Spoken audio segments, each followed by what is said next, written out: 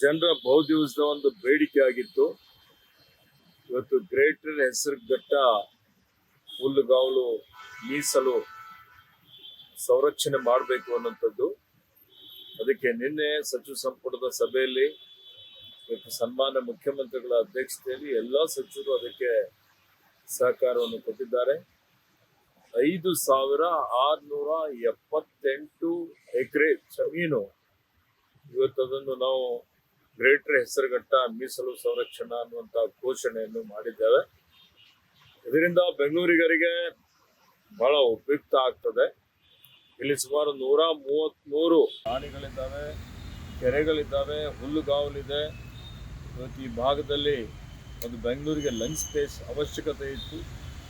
ಮತ್ತು ಈ ಘೋಷಣೆ ಮಾಡೋದ್ರಿಂದ ಅದನ್ನು ಸಂರಕ್ಷಣೆ ಮಾಡಿದಂಗೆ ಆಗ್ತದೆ. ಮತ್ತು ಪಕ್ಷಿ ಸಂಕುಲ, ಕೀಟ ಸಂಕುಲ, ಪ್ರಾಣಿ ಸಂಕುಲ ಉಳಿಸಿದಂಗೆ ಆಗ್ತದೆ. ಮತ್ತು ಬೆಂಗಳೂರಿಗೆ ಏನು ನೀರಿನ ಮೂಲ ಇದೆ, ಹೆಸರುಘಟ್ಟದಿಂದಲೇ ಇವತ್ತು ತಿಪ್ಪಗೊಂಡನಹಳ್ಳಿಗೆ ಕೆರೆಗೆ ನೀರು ಹೋಗ್ತದೆ. ಆ ನೀರಿನ ಮೂಲಕ್ಕೂ ಅಂತರ್ಜಲ ಮಟ್ಟ ಹೆಚ್ಚಿಗೆ ಮಾಡಲಿಕ್ಕೂ ಪ್ರಕೃತಿ ಪರಿಸರಕ್ಕೆ ಭಾಳಷ್ಟು ಉಪಯುಕ್ತ ಆಗ್ತದೆ.